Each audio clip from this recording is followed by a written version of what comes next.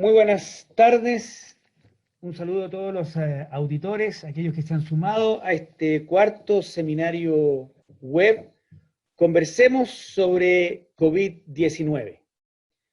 Después de tres seminarios anteriores, de tres eventos, tenemos hoy uno muy especial.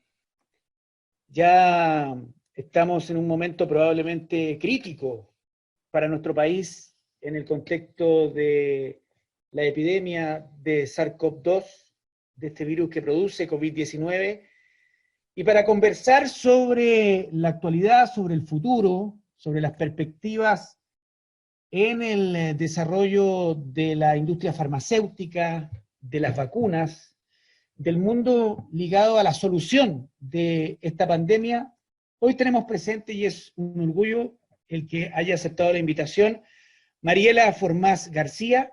Ella es la vicepresidenta ejecutiva de la Cámara de la Innovación Farmacéutica de Chile, es ingeniero comercial de la Universidad Católica y MBA de Simon College en Boston. Ella, durante su trayectoria profesional, ha estado a cargo del Grupo de Políticas Públicas de ICARE, fue gerente general de Reclay Chile, consultora dedicada a las instituciones públicas en la implementación de la ley del reciclaje y responsabilidad extendida a los productores, fue gerente general de la Asociación Gremial de la Industria del Plástico y ejerció cargos ejecutivos en la Sociedad de Fomento Fabril, en la SOFOFA. Asumió en octubre del año recién pasado la responsabilidad de liderar a 23 empresas líderes mundiales en la producción de fármacos innovadores, y bueno, le agradecemos la presencia hoy en una conversación de 45 minutos que va a contar posteriormente con la participación de nuestros panelistas estables: Sebastián Pavlovich, abogado, profesor de la universidad; el doctor José Miguel Bernucci, médico internista y secretario general del Colegio Médico; Gabriel Cavada, doctor en bioestadística y epidemiología, también académico de la Universidad Finisterre, y esperamos que lo permita el trabajo en la unidad de cuidado intensivo del doctor Tomás Regueira, presidente de la Sociedad Chilena de Medicina Intensiva. El decano Alberto Duñac nos ha entregado un saludo hace muy poco, él también está trabajando en medicina intensiva ahora, y quiero darle la bienvenida a Mariela Formás en esta cuarta conversación. Conversemos sobre COVID-19. Bienvenida, Mariela. Muchas gracias, Marco Antonio, por la invitación. El objetivo es conversar sobre el rol que tú juegas como líder, representante de los intereses de 23 empresas clave en la síntesis, la investigación, la comercialización de fármacos innovadores. Y comencemos por lo más personal. ¿Cómo has vivido tú esta crisis? ¿La viste venir desde el punto de vista de tu responsabilidad en la Cámara de la Industria Farmacéutica? ¿Cómo es el día a día de Mariela Formás desde que apareció el primer caso de coronavirus en nuestro país? Mi día a día, mi día a día es bastante desafiante. Yo asumí, como tú bien decías, el 15 de octubre del año pasado. A los 3 días de haber asumido este cargo, me tocó vino el 18 de octubre con lo que todos sabemos y hemos vivido, el estallido social, lo que significó para el sector salud, que siempre ha estado número 2, número 3 en términos de demanda ciudadana. Y con la crisis, después del estallido social del 18 de octubre, esa demanda social se intensificó. Producto de ello, se vino una corrida de mociones legislativas, tanto del Ejecutivo como de los mismos parlamentarios, por lo que nos tocó estar muy cerca, desde un inicio, a los días que yo había llegado, estar muy cerca de toda la tramitación legislativa y cómo afrontar estas demandas ciudadanas, que por cierto, creo que todos coincidimos obviamente con mucha razón. Así que ha sido bastante desafiante desde un inicio de mi llegada. Primero, como te digo, con esta corrida en el fondo de demandas ciudadanas en términos de salud, y después viene esta pandemia, que si la vimos venir, no la vimos venir. Si bien había un approach, unos inicios, indicios, a principios del verano, en enero, ya a fines de febrero se toma conciencia de que efectivamente esto es un problema mundial y hay que abocarse definitivamente de lleno en la investigación y desarrollo de alguna solución, que parte con indicios en vacunas, despejar las bibliotecas de todos los laboratorios para ver qué soluciones se pueden abordar más rápidamente, tanto en tratamientos como vacunas, y eso ha sido un trabajo tremendamente intenso. Ahora, desde el punto de vista de Chile, que no produce, no tiene los laboratorios, las plantas de manufactura en Chile, más bien comercializa, el desafío más grande ha sido mantener la cadena de abastecimiento para Chile, especialmente con la responsabilidad que el grueso de estos medicamentos van para pacientes críticos y crónicos que no pueden suspender ni un solo día sus medicamentos, sus tratamientos. Y eso ha sido un desafío bastante grande. Como en mi día a día, con un teléfono en una mano, con un teléfono en la otra y el computador enfrente. Ha sido una labor de coordinación muy, muy compleja, porque esto es una cadena logística que no es solo las problemáticas logísticas que tiene Chile hoy día para abastecer, sino que es una cadena logística mundial. Muchas materias primas se producen en un país, se manufacturan en otra, además esto es una pandemia global donde hay escasez de medicamentos en todo el mundo, por lo tanto ha sido realmente muy desafiante la coordinación y el trabajo que se ha dado, y efectivamente no hemos tenido ningún problema de abastecimiento pese a los desafíos logísticos que hemos enfrentado desde marzo, incluso desde un poco antes, desde fines de febrero. Ese ha sido mi Sí, día a día, sí, así, y bueno, hay que decirlo, yo no vengo del mundo farmacéutico, yo, como tú bien lo dijiste, soy ingeniero comercial, me he dedicado al mundo gremial y a las políticas públicas, pero no vengo del mundo farmacéutico, por lo tanto ha sido además una inmersión en el mundo farma, con un aterrizaje forzoso, como dicen los gringos, fue prácticamente un learning on the fire.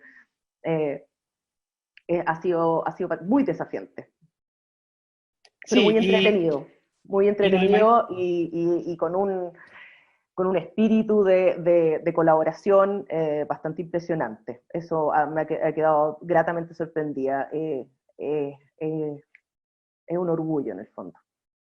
sí, una tremenda responsabilidad porque los laboratorios farmacéuticos internacionales globales que están agrupados en la Cámara que tú representas, tienen un rol crucial en el mundo a nivel global, son instituciones centrales en el mundo de la salud.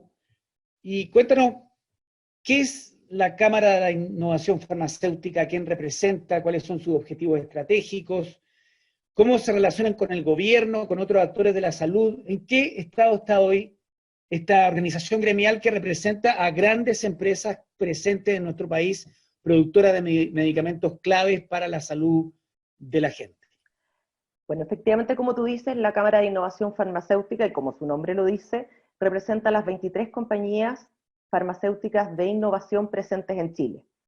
Vale decir, todas las compañías que están asociadas a esta Cámara son laboratorios farmacéuticos que se dedican exclusivamente a la innovación en fármacos.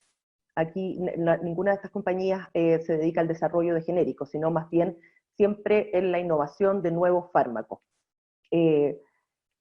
El rol que le cabe a esta Cámara es justamente, el propósito de esta Cámara es que todos los chilenos y cada paciente chileno, no solo los chilenos, hoy día no hablamos de los chilenos, hablamos de los pacientes en Chile, tengan acceso a los medicamentos de innovación de última generación, porque no tiene sentido innovar en fármacos si no llegan a los pacientes que lo necesitan. Entonces, el eje estratégico de esta Cámara es generar acceso, es participar en políticas y abrir camino para políticas de acceso universal a estos medicamentos innovadores y que efectivamente lleguen a los pacientes cuando lo necesitan.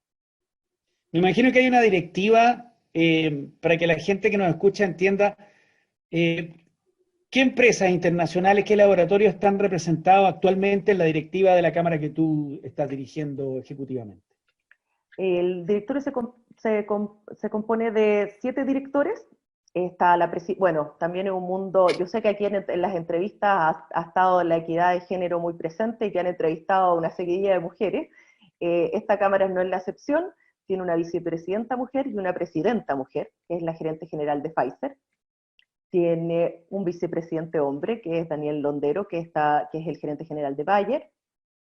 Está Matthew Gilbert, que es el gerente general de Novo Nordisk. Hay más mujeres. Está Mariela Alfonso, que es la gerente general de AbbVie. Está Sanofi, Henry Ordóñez, que es el gerente general de Sanofi. Está Bruno Indelli, que es el gerente general de MSD. Y Janssen, César Millán, que es el gerente general de Johnson Johnson, que es Janssen en Chile. Y Me parece que cuéntanos, no se me da ninguno. sí, son laboratorios que en el mundo de la salud son muy conocidos y evidentemente de distintos países de origen, de sus casas matrices, pero cuéntanos cómo ha cambiado los últimos meses, desde diciembre, desde enero, desde los primeros casos en China, sobre la epidemia que azota a Europa hace ya un mes atrás, en su momento más álgido.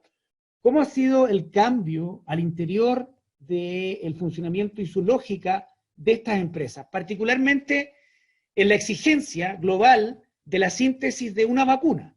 Probablemente si el que anunciará en los próximos meses o no la existencia de una vacuna que genere anticuerpos y que sea efectiva contra COVID-19 va a ser algún consorcio de los laboratorios que tú representas, algún centro académico ligado a ellos. ¿Cómo se vive esa presión enorme y qué nos puedes contar tú de cómo se trabaja hoy globalmente, aceleradamente, probablemente con todos los recursos concentrados en la búsqueda de una vacuna contra COVID-19? Bueno, en primer lugar, aquí la dinámica ha cambiado brutalmente. Primero, los equipos que antes competían, hoy día trabajan en forma colaborativa. Y esto ha abierto un espacio a todos los laboratorios de innovación para colaborar no solo entre laboratorios, sino también con universidades, gobiernos, con laboratorios de genéricos, con un pool de actores para poder lograr esta vacuna. Y hay distintos acercamientos médicos, de científicos para la vacuna. Para poder tener éxito hay que tener distintos approaches a la vacuna, y eso ha sido un vuelco bastante fundamental, porque estas son compañías que compiten muy duramente, a pesar de estar en el mundo de la innovación en este sentido es muy competitivo. Y hoy día eso ha tenido un vuelco brutal hacia la colaboración y a trabajar en conjunto, dentro de ellos y hacia afuera.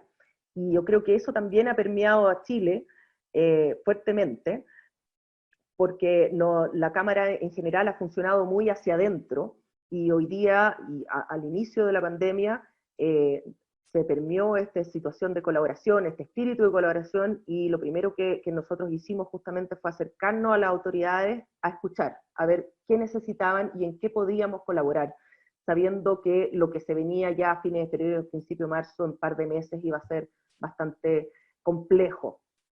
Y en ese sentido ha sido muy bueno para el espíritu de colaboración que tiene un gremio.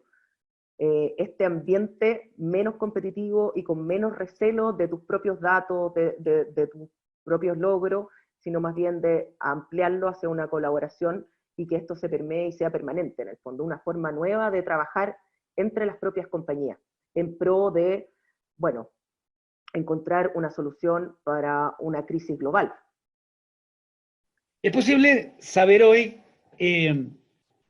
qué laboratorios internacionales, qué alianzas construidas para la investigación científica y su determinación de seguridad y eficiencia y eficacia en las distintas fases de la determinación de una vacuna efectiva están más avanzados que otros?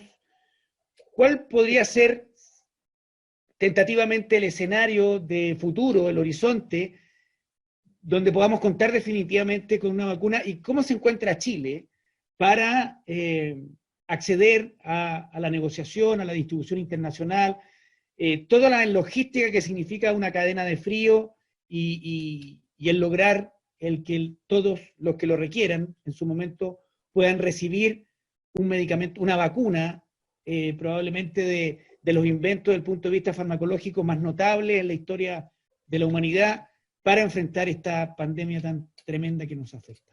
¿Cuál es la realidad que tú ves desde el lugar que es la representación en Chile de los laboratorios que investigan respecto de COVID-19 y una vacuna?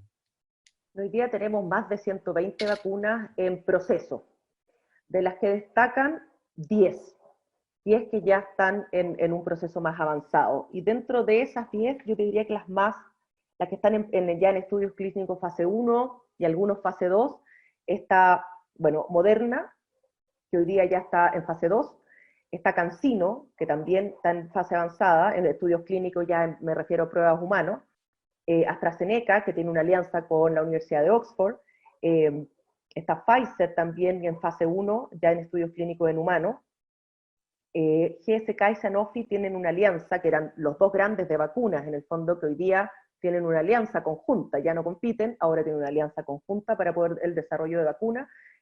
Aún no empiezan los estudios clínicos, pero dada esta alianza es muy potente y han avanzado sumamente rápido. Lo mismo Johnson y Johnson, están a espera están en estudios preclínicos también, pero están ya entre junio y septiembre se espera iniciar las fases, y estas fases se ha dado también una colaboración entre los gobiernos y en las agencias regulatorias para poder sortear muchas de las barreras regulatorias que son muy lentas. Una vacuna tiene un desarrollo en promedio de 10, 12 años, y hoy día estamos hablando de que gracias a la bajada del pool de bibliotecas de conocimientos anteriores, las investigaciones anteriores, la infraestructura científica que hoy día existía, más la colaboración dentro de las compañías, como con los gobiernos, con las universidades, se ha dado esta suerte de corrida en el fondo con las vacunas, y efectivamente tenemos que en el plazo de 6 meses tenemos ya 5 o 6 vacunas en estudios clínicos, en pruebas en humanos, y 2 de ellas están en fase 2, hay 3 en fase clínica, o sea, en fase 1, o sea, esto ha sido muy rápido, y también estas alianzas, como te digo, colaborativas también con las agencias regulatorias, han sorteado una serie de regulaciones en forma tremendamente acelerada. Y eso ha sido, eso pone en el fondo la perspectiva de que la probabilidad que tengamos una vacuna en el primer semestre del próximo año es bastante factible. Ahora viene todo el desarrollo que implica la manufactura, porque estamos hablando de que esta es una vacuna biológica y no existe un pool de plantas capaces de manufacturar una vacuna biológica para todo el mundo. Entonces, esto va a tener que ser en fases. Ciertamente la colaboración y este espíritu en el fondo colaborativo va a ayudar tremendamente para que puedan ponerse a disposición la máxima manufactura posible, cualquiera de las vacunas que alcance en el fondo el éxito lo más rápido posible, pero tenemos que entender que después de pasar la fase 3 en el fondo de los estudios clínicos, tenemos que entrar en la manufactura.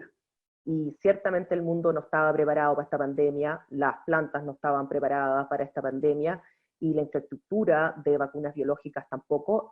Lo que se ha hecho hoy en día, todos los laboratorios de innovación que están participando en esta carrera con la vacuna, están ampliando las plantas de manufactura de vacunas para poder suplir la demanda, llegado el momento que tengan que empezar la manufactura, la producción de vacunas, y claramente esto va a ser probablemente en forma escalonada, aunque ya tenemos indicios de que solo la alianza GSK podría producir más de 1 billón de vacunas llegado a cierto momento. Ahora somos 8 millones de habitantes en el planeta, así que, pero ya tenemos un octavo medianamente asegurado.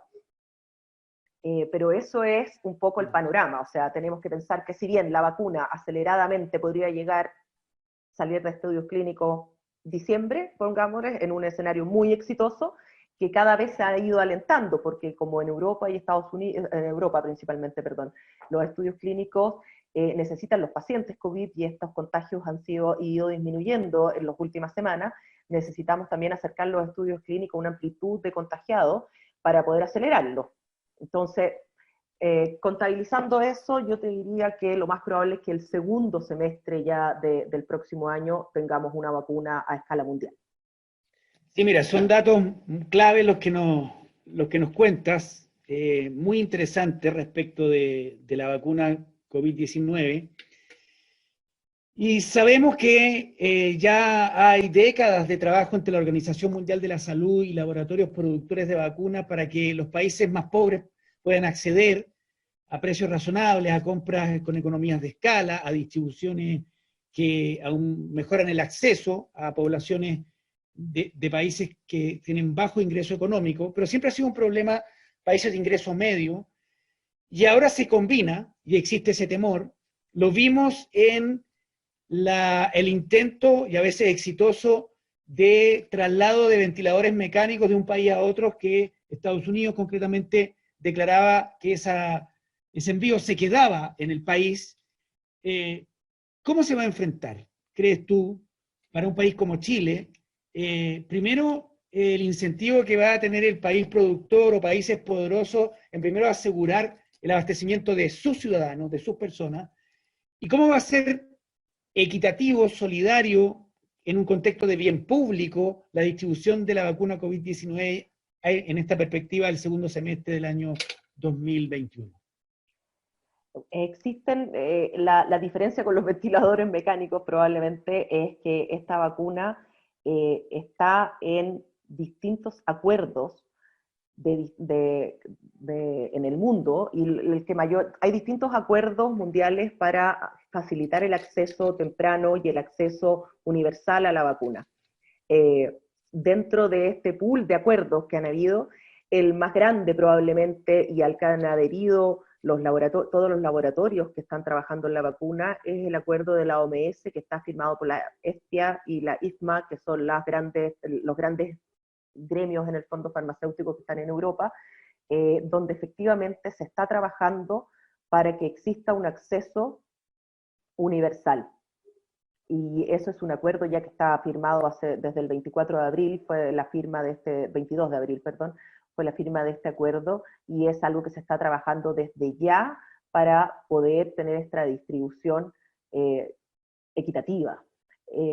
Eso no ha sucedido, nunca ha sucedido con los ventiladores mecánicos. Y por otro lado, en cada país, y en ese sentido, Chile tiene una ventana de oportunidad bastante relevante, que son el acceso a los estudios clínicos, que te ponen de cierta manera en una pole position para una eventual vacuna. Pero este es un trabajo que Chile debiera ir realizando desde ya, y estos son trabajos de acuerdos en el fondo público-privados que son tremendamente relevantes. Y creo que en ese sentido es importante que Chile ya empiece con una mesa de trabajo público-privado, con los gobiernos, con los laboratorios, para poder avanzar en forma decisiva. Y como Chile tiene una escala de estudios clínicos, una infraestructura de estudios clínicos bastante potente dentro del contexto latinoamericano, Chile está rankeado número 1 por millón de habitantes en términos de estudios clínicos, gracias a la seriedad que tienen los científicos hoy en Chile, a los buenos resultados que se tienen con esto, y que los propios laboratorios han traído y han invertido muchísimo en infraestructura y conocimiento respecto de esto. Esa sería una ventana de oportunidad que hay que explorar desde ya, me parece, en este contexto. Mariela, como economista con responsabilidades mayores en el ámbito de la salud en nuestro país, ¿tú crees que tiene sentido plantear una dicotomía entre salud pública y economía en el contexto de la pandemia, en la perspectiva de cómo las autoridades toman las decisiones de las restricciones de libertad, de movimiento, de cuarentena? ¿Cuál es tu visión respecto a este debate que ha estado en el centro de las decisiones en las últimas semanas? Bueno, dado el escenario actual, es injusto decirlo, todos son generales después de la batalla. Para mí, esta es ya una opinión personal como economista, la verdad que creo que no existe ninguna dicotomía entre salud y economía, porque cuidar la salud también es cuidar la economía, es un tema de timing.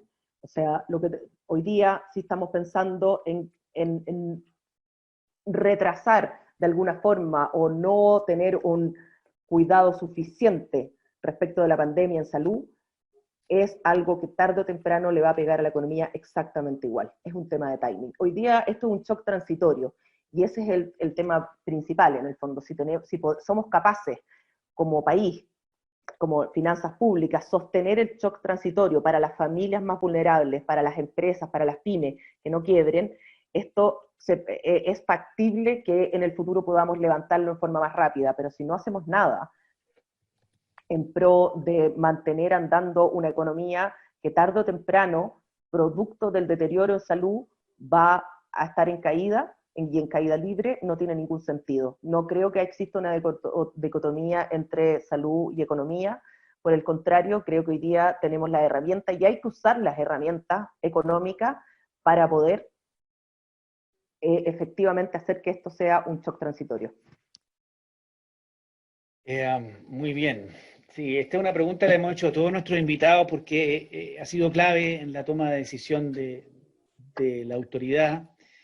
¿Cómo evalúas tú, Mariela, las políticas farmacéuticas desarrolladas en nuestro país en los últimos años? ¿Cuál es la perspectiva de la Cámara de la Industria Farmacéutica de los esfuerzos por reducir el gasto de bolsillo, un tema central en el contexto del acceso, particularmente de los más pobres, a medicamentos esenciales, enfermedades crónicas, pienso en los jubilados? ¿Cuál es la perspectiva, aprovechando esta entrevista, de un tema clave para la salud de la gente, el acceso a los medicamentos y su alto costo, particularmente en el caso de los medicamentos innovadores? Ya, primero yo creo que aquí tenemos que partir, para entrar en este tema, hay que separar los dos mundos de medicamentos. Los medicamentos innovadores y los medicamentos genéricos. Y efectivamente en estos dos mundos, el gasto de bolsillo, bueno, y vale la pena decirlo para aclarar el punto, los medicamentos innovadores participan en la cadena farmacéutica solo en un 8,5% más o menos, en torno al 8%. El grueso de los medicamentos innovadores justamente están en el canal institucional, no en el canal retail, que se llama, es decir, en la cadena de farmacias. Y el gasto de bolsillo se mide sobre la cadena de farmacias. Entonces, este es un punto que es crucial para... Perdón, se me está yendo el internet. No, está todo bien. Ya. A pesar de todos los esfuerzos que uno hace para que el internet sea estable, esto es casi imposible. Bueno, en ese sentido, primero partiendo por las políticas en medicamentos, me parece que las políticas de cobertura en Chile que hoy día tenemos han sido exitosas. Me refiero a UGGs, Ricarte Soto, son políticas efectivamente que han ampliado, ahora son muy acotadas. Sabemos que Ricarte Soto tiene 27 medicamentos, GES tiene 85 patologías, o sea, son de un alcance muy pequeño. Y en ese sentido, si bien han sido políticas de target exitosas, no han tenido un alcance suficiente. Respecto del gasto de bolsillo, nosotros tenemos claro que el gasto de bolsillo en Chile hoy día es exactamente al revés de lo que sucede en los países OCDE. Hoy día 2/3 o un poco más del gasto de bolsillo recae en las personas y solo 1/3 lo financia el Estado. Y eso en los países OCDE exactamente al revés. Y justamente es ahí donde tienen que venir políticas de medicamentos universal. No es posible que en los planes de salud, ni públicos ni privados, prácticamente la inclusión de los medicamentos sea, es muy pequeña, es muy escasa, fuera de la atención primaria y estos planes que mencionábamos recién, estas políticas específicas que tienen ¿cuántos años? ¿10? ¿12? Son políticas muy nuevas además. No existe una política universal de inclusión de los medicamentos.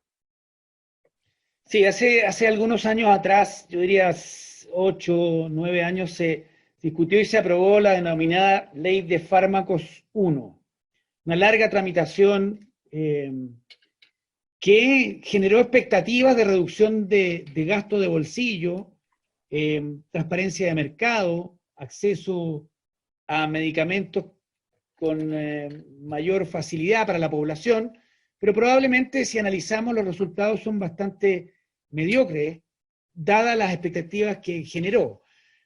Después de más de 5 años de tramitación ya está en la comisión mixta, ¿sí?, en el Parlamento, la Ley de Fármacos 2, que originalmente se pensó para concentrarse en el mercado, probablemente ese es su título original, de las cadenas de farmacia, fin a la integración vertical, de las marcas propias, venta de OTC en supermercados, DCI, y hoy tenemos, después de una larga tramitación, un resultado bastante disímil.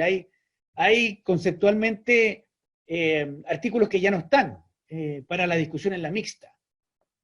¿Cuál es la visión de la Cámara, de tu parte, respecto de la tramitación de la Ley de Fármacos 2, que debería, si es que el gobierno le repone la urgencia, estar para la promulgación del presidente, para su análisis, una vez terminada una larga tramitación, en los próximos meses?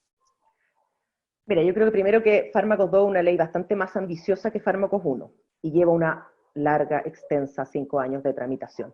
Partió, como tú bien dijiste, con el objeto de eliminar la integración vertical entre farmacias y laboratorios, con dos pilares que eran, bueno, partió con el objeto de bajar el gasto bolsillo con estos dos pilares, que es eliminar la integración vertical entre los laboratorios y las farmacias, y potenciar la política de bioequivalencia.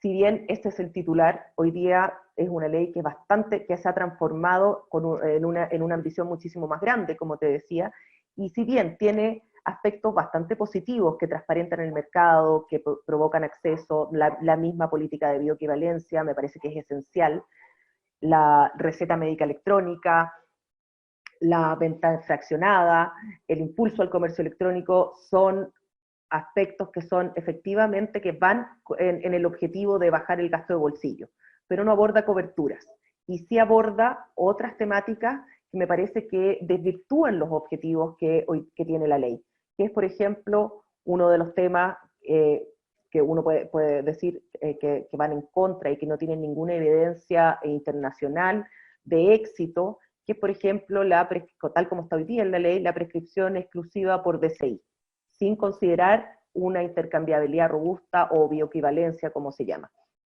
como se conoce coloquialmente. No existe una evidencia exitosa respecto de eso, y si bien la bioequivalencia es tremendamente importante y también para los medicamentos innovadores es tremendamente relevante que existan políticas de bioequivalencia y que efectivamente se elimine con esto la asimetría de información que existe en los medicamentos, y es relevante también que exista un fuerte mercado de bioequivalentes que den espacio para la inversión en medicamentos innovadores. Tenemos que también hacernos cargo que una prescripción por DCI absoluta es tremendamente compleja en términos de seguridad para los pacientes. Y ustedes, bueno, tú eres médico, el público en general aquí también, tiene que saber que los medicamentos de síntesis química, si bien es perfectamente factible, medicamentos de síntesis química compleja y medicamentos biológicos simplemente no es posible. Entonces, hay elementos que desvirtúan los objetos finales de la ley. Otro elemento que desvirtúa los objetos finales de la ley, que terminarían disminuyendo el incentivo y la innovación, son las licencias no voluntarias que están planteadas, donde se amplían las causales para licencias no voluntarias de los medicamentos innovadores patentados a razones de inaccesibilidad económica, financiera, de oportunidad o de desabastecimiento.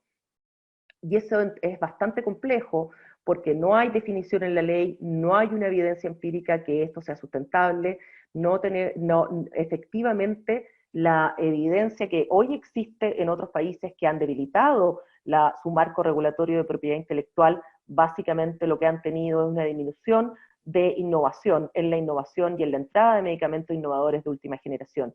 Y eso es tremendamente nefasto para el país, porque justamente también el mercado de genéricos necesita los medicamentos innovadores de última generación, porque una vez que se liberan la patente, los necesitan como referentes, si no tendrían que entrar al mercado como innovadores y realizar estudios clínicos, y el modelo hoy día de los laboratorios de genérico locales no permitiría en el fondo una inversión en estudios clínicos de largo tiempo, de al menos 5 o 6 años, para entrar al mercado. Entonces terminaríamos con un detrimento en la accesibilidad y la disponibilidad de medicamentos, tanto innovadores como genéricos.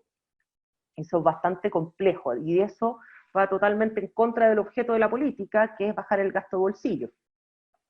Sí, este es un debate que probablemente vamos a participar en las próximas semanas. Estamos hablando de las licencias industriales de medicamentos y las patentes industriales y las licencias no voluntarias que contempla indicaciones que están en discusión actualmente en la ley de fármacos 2. También ha sido controversial la implementación de la bioequivalencia en nuestro país, entendiendo que hay un principio de la Organización Mundial de la Salud que dice que existiendo la bioequivalencia demostrada desde el punto de vista molecular y del funcionamiento de la molécula del fármaco en el cuerpo, existiendo real bioequivalencia, uno puede avanzar a la intercambiabilidad y que la gente y los que prescriben, los doctores, los profesionales de la salud, puedan elegir por precio, teniendo una calidad estándar. ¿Cuál ha sido la evaluación que hacen ustedes respecto de la implementación de la política de bioequivalencia desde Fármaco 1 en nuestro país? Bueno, como yo te mencionaba hace un momento, efectivamente la bioequivalencia es tremendamente relevante, porque justamente hace que se compita por precio y no por marca. Y justamente hace que se disminuya esta asimetría de información entre entre el paciente, el médico y los medicamentos. Pero hay que decir que una bioequivalencia robusta requiere tres fases. Intercambiabilidad robusta, requiere bioequivalencia, buenas prácticas de manufactura y farmacovigilancia. Son tres aristas, no es solo bioequivalencia.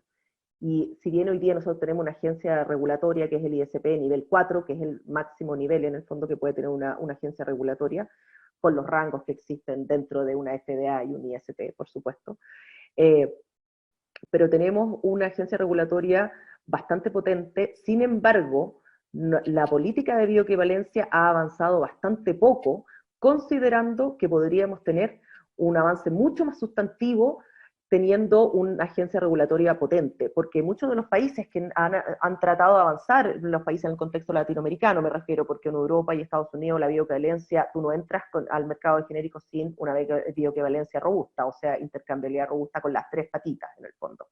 Lo que lo que les dificulta mucho a los países en el contexto latinoamericano es que sus agencias regulatorias son más débiles. Chile no es el caso, por lo tanto, yo creo que es muy relevante tomar la infraestructura que tenemos, la institucionalidad que tenemos y tener un avance decisivo en la política de bioequivalencia. No ha sido Nos llega suficiente. sí, está claro. Nos llega una pregunta de nuestros participantes. Agradecer a Sebastián Salas, que plantea, ¿qué opina sobre la creación de una oficina de evaluación de tecnologías sanitarias desde el Estado? ¿Cómo puede la CIF, la Cámara de la Innovación Farmacéutica, colaborar en la creación de la misma?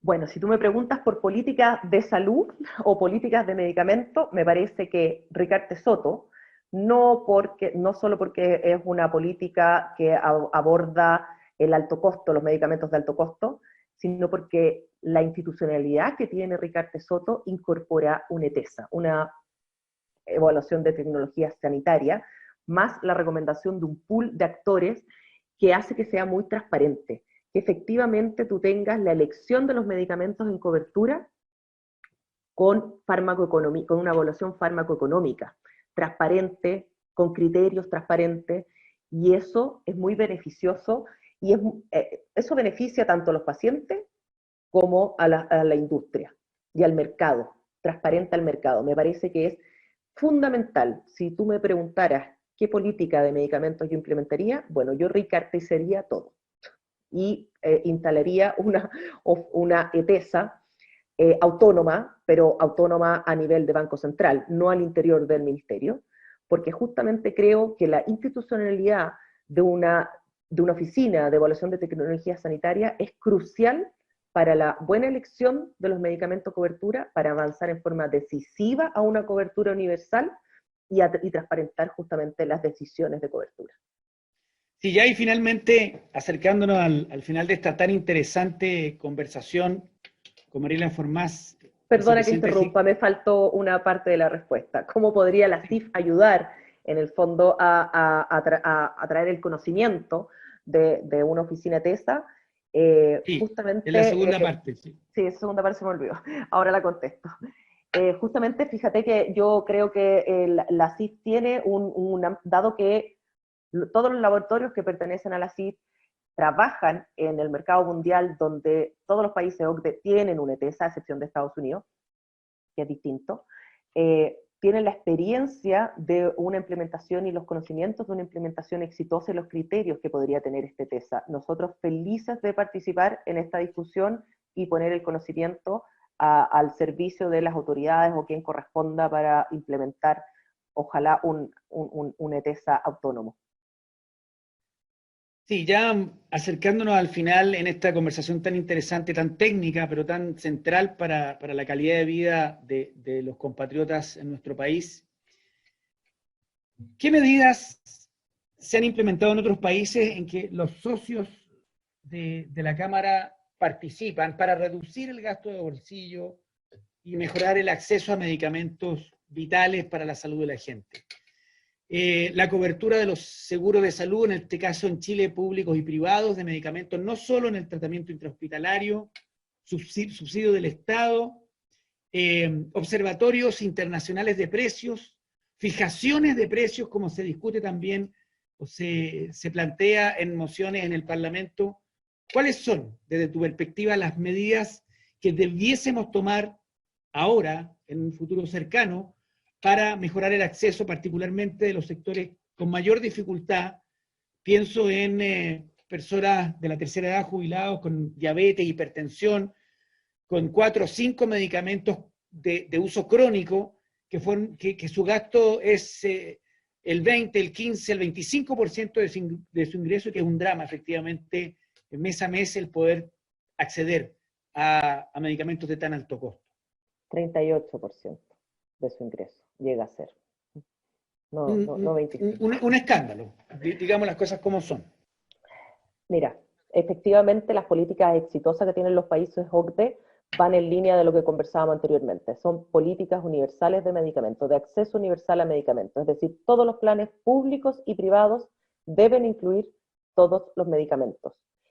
Eso es una instancia número 1.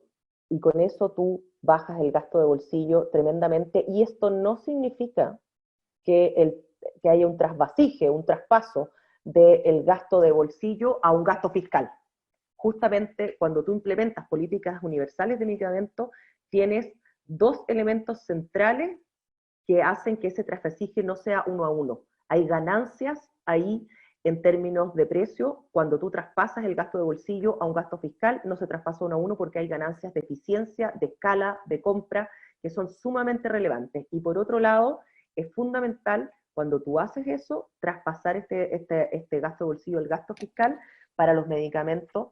Es sumamente necesario que exista una institucionalidad como ETESA, que sea quien con criterios transparentes y farmacoeconómicos delimite y elija quiénes son los medicamentos que van a la cobertura.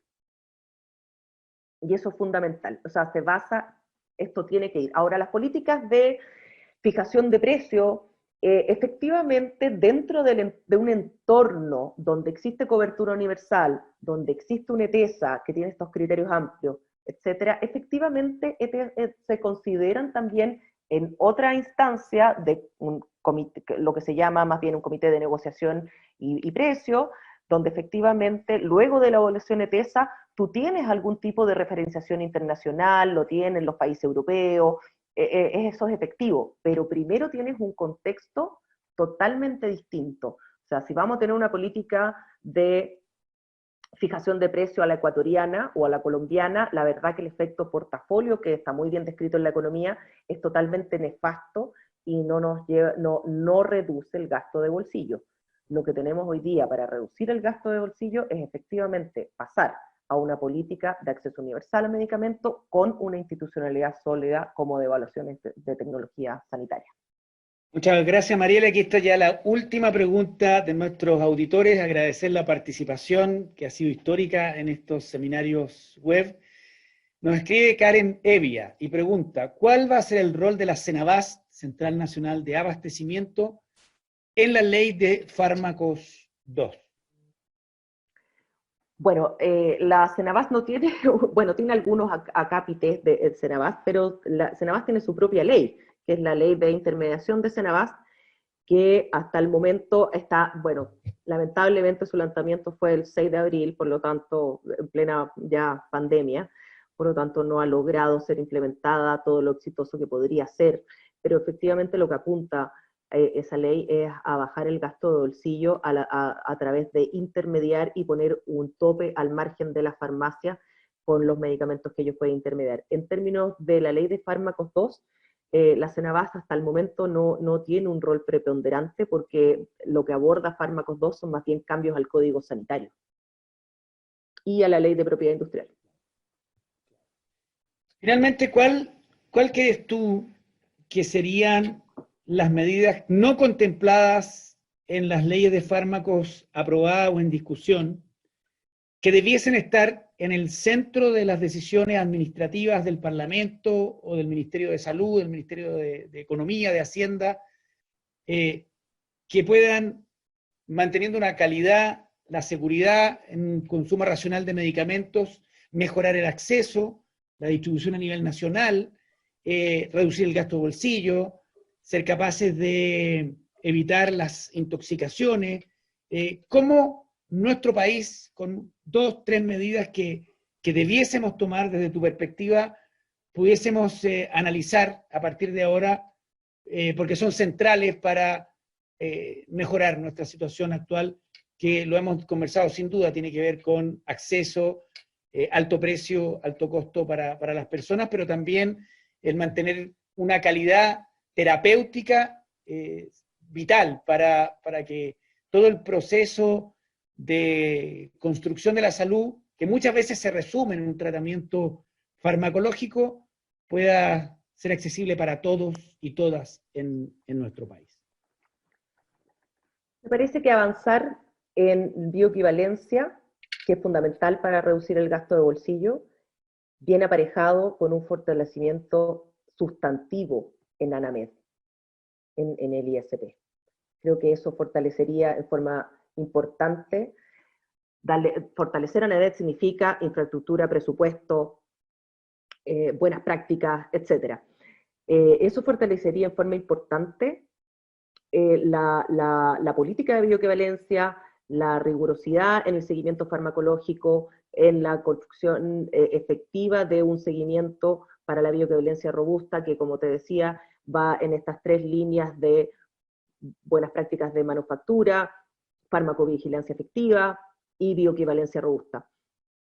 Creo que eso es algo que no se ha abordado, el fortalecimiento en forma más sustantivo de ANAMED y el ISP. Eso por un lado, la bioequivalencia, y eso implicaría dar un salto en el fondo en la política de bioequivalencia, va directo al gasto de bolsillo. Y política de acceso universal a medicamentos con el modelo Ricarte-Soto. Yo creo que esos son 2 temas que no se han discutido, ampliar la cobertura Ricarte-Soto en forma importante, con los mismos criterios que tiene Ricarte-Soto, creo que son fundamentales y algo que nunca ha estado en discusión, la ampliación de Ricarte-Soto y el modelo de Ricarte-Soto en un modelo de cobertura universal. No hemos tenido esa discusión. Se ha discutido mucho el gasto bolsillo, pero finalmente el gasto bolsillo es producto de la falta de cobertura. También es producto de los altos márgenes que tiene la cadena. Eso también hay que decirlo. Pero hoy día, si uno ve los modelos exitosos en la OCDE, tienen básicamente 3 o 4 elementos comunes, que son cobertura universal, ETESA para la selección, tope a márgenes de la cadena farmacéutica y un fortalecimiento efectivo en términos de la bioequivalencia. Nos llegan muchas preguntas, vamos a seleccionar la última. Le pedimos a aquellos que han preguntado en los últimos momentos, vamos a tener que idealmente contestarlas por escrito. Posterior a esta conversación, les recordamos, sigue esta transmisión con la participación de comentaristas de altísimo nivel, todos académicos de la Facultad de Medicina de la Universidad Finisterre. Dice Claudio Blanc, ¿qué factibilidad ve en el corto plazo de la creación de una oficina ETESA, dado el contexto sanitario actual? Una muy buena pregunta, porque efectivamente el contexto sanitario actual está full pandemia, pero creo que abre la oportunidad justamente de la necesidad que tenemos hoy día de tener una cobertura. La pandemia nos pone en evidencia la necesidad que tiene Chile de una cobertura universal. Y creo que en ese sentido es importante avanzar hacia allá, nos abre la ventana de visibilidad que significa el tener una cobertura universal de medicamentos, y en ese sentido, pilar fundamental para la transparencia es una ETESA. Me parece que no puede haber cobertura universal sin una ETESA. Bueno, muchas gracias, Mariela. Hemos superado el tiempo dispuesto para esta conversación. Ha sido muy entretenida. Yo quiero agradecerte a nombre del rector de la Universidad Finisterre, del decano de la Facultad de Medicina, Alberto Duñac, del director de la escuela, el doctor Vega.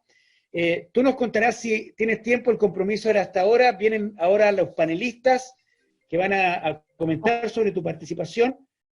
Yo quiero decirte que ha sido muy interesante particularmente lo que nos has contado respecto de vacunas, de las sociedades que hay a nivel mundial para sintetizarla y después comercializarla, del contexto que va a tener nuestro país y de temas tan relevantes como bioequivalencia, costo de bolsillo.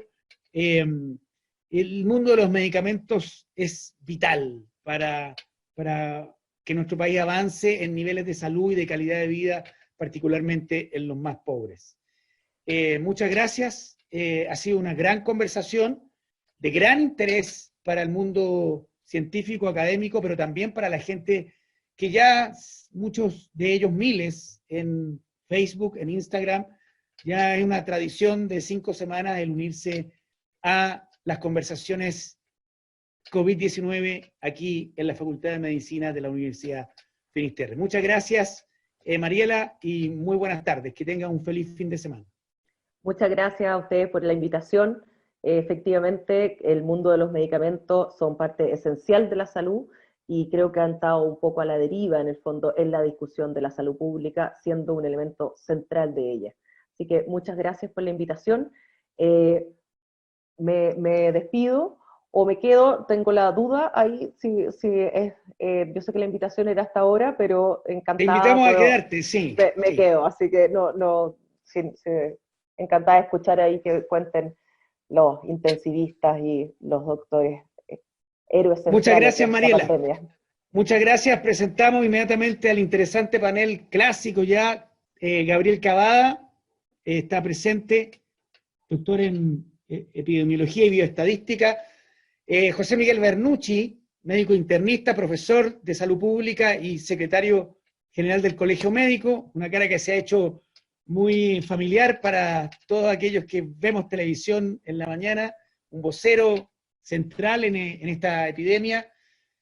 Tomás Regueira no se ha podido conectar hasta ahora, él está haciendo turno intensivo, esperamos que lo pueda hacer durante el transcurso del debate. Y Sebastián Pavlovich, abogado, profesor de la Escuela de Medicina de la Universidad Finisterre, ex superintendente de salud. Doctor Cavada, ¿cómo está? Las proyecciones bioestadísticas de esta semana, que ha sido tremenda. Estamos atentos a su análisis epidemiológico y estadístico. ¿Qué viene esta semana con frío y lluvia que comienza mañana? ¿Se nos viene la noche oscura? Claro, la pandemia se viene con nubes tan grises como el tiempo, desgraciadamente. Pero el profesor Cavada no va a tirar las cartas ahora, ¿cierto? No. Solo te voy a contar que la epidemia está avanzando a un ritmo de un 68%, 70% por semana. Así que eso es lo que se nos viene. Oye, un gusto haber contado con Mariela acá. Y yo quiero hacerle directamente una pregunta, digamos. ¿Tú has percibido un apoyo directo en estos grises días de pandemia desde el gobierno hacia la investigación farmacológica, ya sea en antivirales o vacunas, hacia la industria? Mira, bueno, primero tú sabes que aquí no se produce la investigación de vacuna, está en los centros más importantes de Europa, Estados Unidos y China, básicamente. El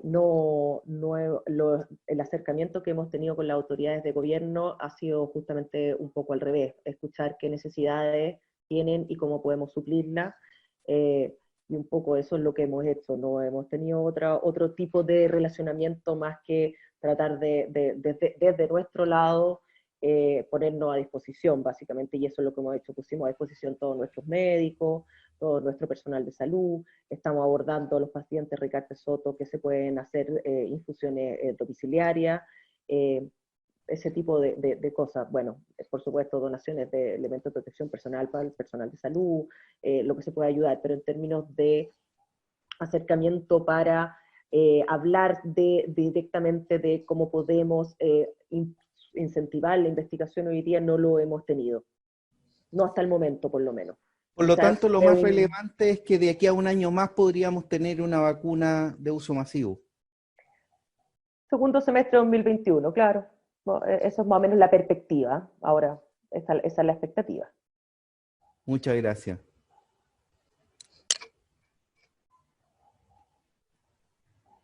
Muchas gracias, doctor Cabá. Sí. Está el decano, doctor Duñac, que está a punto de irse a su turno en la unidad de cuidado intensivo. Decano, ¿cómo está? Un placer poder contar con su presencia. Toda suya nuestra invitada para que pueda preguntar lo que se le pasa por la mente. Cuéntenos, doctor. Muchas gracias, Marco Antonio. Dado que Tomás Regueira no pudo acompañarnos, decidí meterme yo en la conversación. Mariela, uno de los problemas que se están viendo hoy día en las unidades de cuidado intensivo es la falta de medicamentos. La gran demanda de determinados tipos de medicamentos y insumos está siendo algo evidente. ¿Cómo crees tú que la industria podría ayudarnos en este sentido?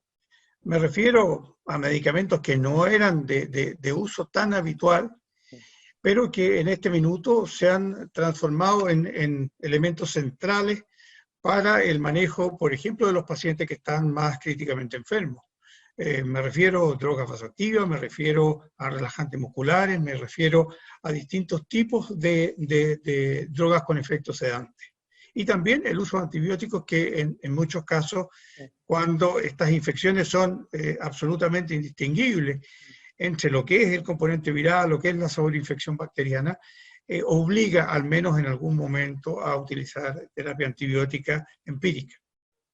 ¿Cómo pudiese la industria en este minuto hacer frente a este aumento de la demanda que, como digo, hoy día en muchos de estos medicamentos está siendo crítica? Bueno, nosotros estamos en plena coordinación con Senabast, justamente por lo que todas las semanas tenemos sobre demanda de medicamentos y por eso estoy con un teléfono, como decía al principio, a un lado, con el otro, con una mano, con dos teléfonos. Efectivamente estamos sumamente sobredemandados y esto ya es casi broma, pero todos los viernes nos llega un requerimiento urgente, siempre son los viernes, y siempre tipo 6 de la tarde. Y efectivamente estamos en eso. Nosotros hoy día no hay un problema de stock, por lo menos de los medicamentos que nosotros manejamos, a excepción de unas cosas muy extrañas, pero lo que se requiere no hay un problema de stock, y nosotros estamos en plena coordinación con la Senabast, y es a ellos a quien nosotros les entregamos en el fondo. Y eso ha sido, todas las semanas son temas distintos. Son urgencias distintas en el fondo, pero estamos en eso, con mucha coordinación con ellos. Muy bien. Tenemos presente también al doctor José Miguel Bernucci. Preguntarle sobre las perspectivas que hace el colegio. Él tiene un doble rol, es secretario general del Colegio Médico de Chile y académico de nuestra universidad. ¿Qué evaluación hace de lo que se nos viene este fin de semana? El Colegio Médico ha anunciado economistas, asesores de las políticas que están implementando. ¿Qué es lo que nos puede plantear, doctor Bernucci? Y preguntarle también respecto de temas tan relevantes a nuestra invitada de hoy. Bueno, nosotros creemos que concordamos con la visión de nubarrones que presentaba el doctor Cabá. La verdad que estamos en una situación bastante compleja. La mayoría de nosotros, digamos, aparte de hacer un rol dirigencial, también tenemos un rol asistencial. Yo trabajo en la Posta Central, que se está transformando en la principal unidad de cuidados intensivos del país. Y aparte trabajo en la Fundación Arturo López Pérez, que a pesar de trabajar, de atender pacientes con cáncer, en este minuto tenemos 16 pacientes ventilados, trasladados por la UGCC. La unidad de paciente crítico creció casi en un 120%, de 6 pacientes pasamos a 16, y la verdad que estamos en una situación que para el sistema de salud está siendo bastante crítica. Lo otro es que el doctor Cavada me puede corregir, pero ya deberíamos haber empezado a ver por lo menos una baja en los casos totales diarios, producto de la cuarentena, cosa que no hemos visto, y eso probablemente se relaciona a que esta cuarentena ha sido un poco ficticia, por decirlo de alguna forma, no ha habido un cumplimiento total, y probablemente las razones son varias. Entre ellas está las personas que no han hecho caso a la cuarentena. En segundo está las personas que no pueden hacer caso a la cuarentena, ¿no es cierto?, porque no tienen los apoyos económicos suficientes. Y tercero es que la autoridad tampoco la ha hecho cumplir. Vemos muchos autos en las calles, vemos muchas personas transitándose. Hoy día justamente se hacía la observación de que el transporte público está funcionando normalmente en una ciudad que se supone que está en cuarentena total. Entonces, la verdad que hay mensajes disímiles, digamos, frente a lo que se dice y finalmente frente a lo que se hace. Entonces, todavía no estamos viendo esa baja, la baja que deberíamos haber visto ya hace un par de días de casos totales, que es el resultado de la pandemia, y eso nos hace más preocupante la situación, porque eso nos sigue acumulando casos de pacientes críticos en las unidades de intensivo. Y tercero, en el fondo, es que por lo menos ya hay cierto reconocimiento y hay cierta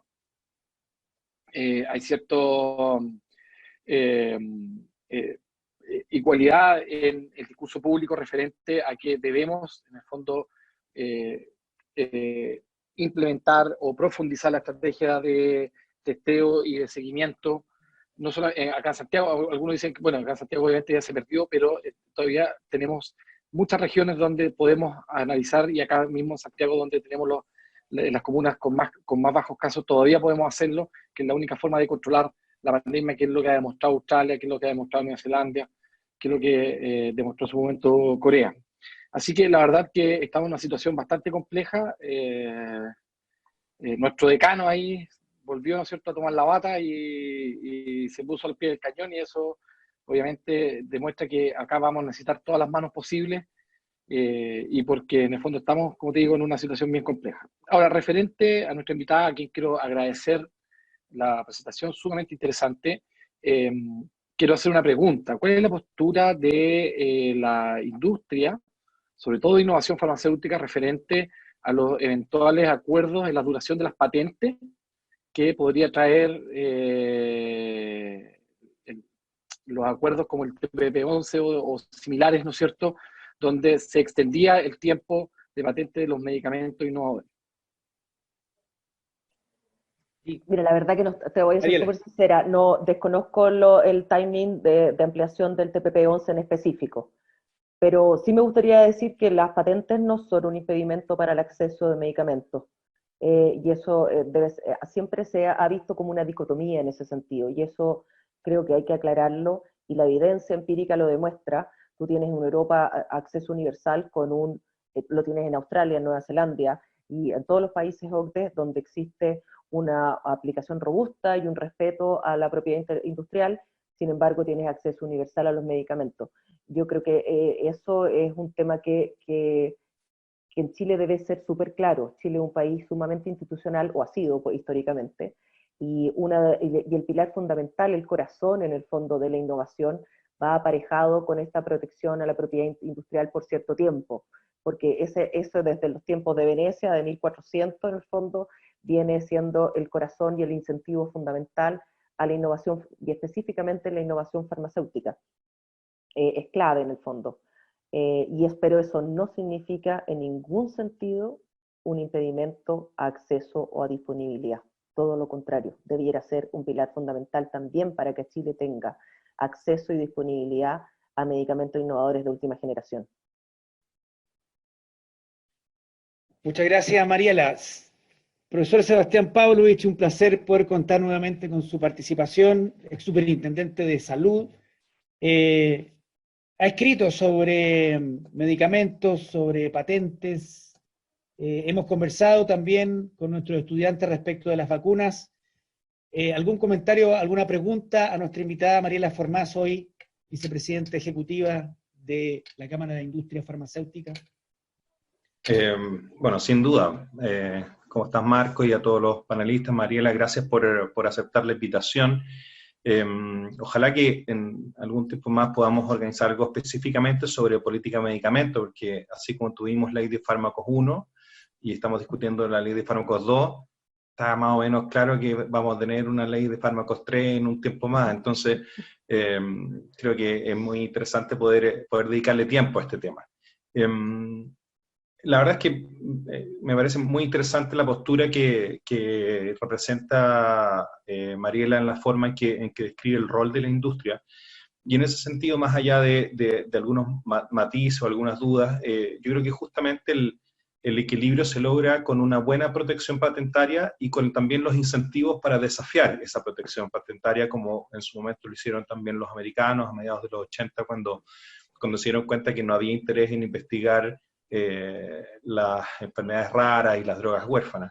Pero yo específicamente lo que quería preguntarle a Mariela es si podemos escuchar noticias parecidas o similares, o podemos esperar en el futuro próximo, como la que vimos hace un par de semanas cuando AVI en Chile voluntariamente liberó algunas patentes justamente de algunos medicamentos que estaban asociados, que se estaban investigando para la investigación del COVID. En el fondo, podríamos esperar en el futuro próximo que otros laboratorios siguieran ese ejemplo, en el entendido de justamente como lo dijo Mariela en su presentación. En el fondo, los que antes competían ferozmente, hoy día han asumido en conciencia de que derrotar el COVID tiene que ser un esfuerzo de la humanidad entera, y que por lo tanto el compartir información es clave para el éxito de estos esfuerzos. Podemos esperar buenas noticias en ese sentido. Y acto seguido, ¿en Chile existe la capacidad como para que esa liberación de patentes tenga algún sentido, efectivamente, y podamos encontrar o crear ese espacio que está pendiente en Chile de colaboración entre lo público, lo privado y lo académico en torno a desarrollar estrategias de investigación y desarrollo? Quizás es la urgencia del COVID, pero que a partir de eso se pueda generar un espacio de desarrollo que todavía está bastante inexplorado en nuestro país. Respecto de liberación de patente, justamente AVI liberó la patente las 6 patentes de sus medicamentos que están relacionados para el tratamiento de COVID, justamente en pro de la colaboración, porque sus plantas no eran capaces de abastecer la demanda que se requería de ese medicamento para tratamiento COVID. Entonces, en ese sentido, cuando hay un problema de stock y tú estás frenado para abastecer a la población de un medicamento sumamente necesario por tu capacidad y tu infraestructura de planta, AVI no lo dudó en el fondo y muy prontamente liberó las patentes para que justamente pudieran otras plantas, otros laboratorios pudieran hacer este medicamento. Lamentablemente en Chile no hemos visto ningún indicio, y probablemente hay una infraestructura un tanto escasa para poder replicar ese medicamento con las fórmulas liberadas y con los estudios, los datos liberados. Nos encantaría en el fondo que eso ocurriera, y que quizás esta ventana de oportunidad que presenta el COVID, que nos levanta y nos pone en relevancia un montón de carencias que tiene nuestro sistema y nuestro sistema de salud y nuestro sistema de investigación hoy día. El fortalecimiento de la investigación y desarrollo en farma podría ser una ventana de oportunidad en ese sentido. Y respecto a si podemos ver otros levantamientos de patentes como eso, hoy día no tenemos el caso que tiene AVI, que tuvo AVI en su momento con Caletra, de este stop en el fondo de esta falta de infraestructura para poder producirla y satisfacer la demanda. Pero no me cabe duda que en el ambiente de colaboración que hoy día estamos, si eso sucediera, lo veríamos tal como lo vimos con AVI. Hoy día la industria está full abocada en modo colaborativo a combatir el COVID, ya sea tanto en tratamiento y vacuna, especialmente en términos de la vacuna. pero es eso algo que yo no te puedo decir en este minuto, porque en el fondo esto responde a poder satisfacer la demanda, y eso es lo que pasó con AVI. En el fondo. Es que esperaba una primicia, pero está bien. No, no tengo tu primicia, lo siento. Si la tuviera la diría, pero no. Pero esas son decisiones que en el fondo son globales respecto de ese término. Pero hasta el momento ya no vemos, no hemos visto en otro, no hemos visto por lo menos en la demanda mundial algo similar. Sí, no sé si alguien quisiera hacer alguna pregunta. Tenemos preguntas de nuestros panelistas. Juan Castro, puede ser Juan Castro o Juan Luis Castro, que ha participado en otros eventos. La pregunta es interesante, dice, ¿qué opinión tiene de la eventual modificación o flexibilización que quisiera o no hacer instituciones CIF con MED del DCI, tal como está para su revisión en la comisión mixta? DCI es la denominación común internacional de un medicamento. Está en discusión y la pregunta tiene que ver con ese tema para el doctor Bernucci y también para Mariela Formás de la Cámara de la Innovación Farmacéutica. El decano me plantea por interno, quiere hacer otra, podríamos sumarla, decano, tiene la palabra. Sí, gracias. Muy simple, Mariela, ¿qué noticias tienes sobre el nuevo desarrollo de medicamentos para el tratamiento del COVID? Porque hasta aquí hemos hablado de vacunas. Pero cuando nos enfrentamos a los pacientes, la verdad es que el manejo que se está haciendo es básicamente un manejo de soporte. Y también algunas terapias, pero que son hoy día básicamente experimentales. ¿Qué sabes tú de algunos protocolos que se estén llevando a cabo de nuevos medicamentos para el tratamiento de esta infección viral? Bueno, están corriendo prácticamente en el mundo más de 1.500 estudios clínicos en tratamientos. En Chile tenemos también tratamientos para COVID en estudio clínico. En primera fase se están iniciando, entiendo que se iniciaron la semana pasada, algunos estudios clínicos para tratamiento. La verdad que esta pandemia, como todos sabemos, nadie la esperaba, y por lo tanto los medicamentos que han salido de estas bibliotecas en el fondo de tratamientos anteriores o que han sido, están todas en el mundo muy experimental. No hay hoy día un avance sustantivo en los estudios clínicos de tratamiento que tengan guía clínica, de hecho, ninguno tiene. Algunos países han implementado algunas guías clínicas viendo justamente resultados, pero resultados clínicos experimentales, no con estudios. Y ese es un problema, el timing que tenemos, porque los estudios clínicos tienen un protocolo y una duración que hoy día no nos permite enfrentar la pandemia y estas guías, y enfrentar un estudio con certeza, en el fondo, con los tiempos que necesita, la celeridad que necesita para el tratamiento de los pacientes. Y eso claramente es un desafío tremendo. Y entiendo que claro, se están haciendo hoy día los esfuerzos para acelerar estos estudios clínicos, y de hecho, como te digo, ya hay incluso en Chile estudios clínicos al respecto, pero claro, se necesita una celeridad que es muy compleja darla, dado lo que se debe cumplir en el estudio clínico. No tengo respuesta para eso, ojalá la tuviera. Gracias. Muchas gracias. Estaba la última pregunta respecto de denominación común internacional, debate en la ley de fármacos para el doctor Bernucci, su visión, y finalmente, para ya culminar, le hemos sacado el jugo a nuestra invitada, le agradecemos la paciencia a Mariela Formás, representante vicepresidenta de la CIF. Doctor Bernucci. Sí, no, referente al denominador común internacional, nosotros como colegio hemos apoyado esa indicación. La verdad que hemos apoyado casi toda la ley de fármacos 2 fuertemente. Lo que hay que tener claro sí es que en el caso de medicamentos innovadores que tengan patente vigente, por lo tanto sin molécula bioequivalente, la verdad que en ese caso, a pesar de que nosotros apoyamos, no es tanto, porque en el fondo hay un solo fármaco disponible único en el mercado, que goza, ¿no es cierto?, de la protección de la propiedad intelectual. Nosotros hemos apoyado el denominador común internacional en caso cuando ya se han liberado las patentes, ya que muchos de los bioequivalentes demuestran o pueden demostrar, ¿no es cierto?, igual eficacia y eficiencia para el tratamiento de ciertas enfermedades, y que obviamente que a mucho menor precio, lo que permite obviamente disminuir el gasto de bolsillo, que en nuestro país es uno de los principales problemas que tenemos como sistema de salud. Disculpa, Marco, una duda para aclarar ahí. ¿Quiere abusar, Sebastián? ¿Qué pasa? Es que me intrigó. Una cosa es que se incorpore el DCI en la receta y otra cosa es la prescripción exclusiva por DCI. Es prescripción exclusiva por DCI. Y el colegio Así está médico la ley hoy. Ya, pero el colegio médico está de acuerdo con la prescripción exclusiva del DCI. Está de acuerdo, sí.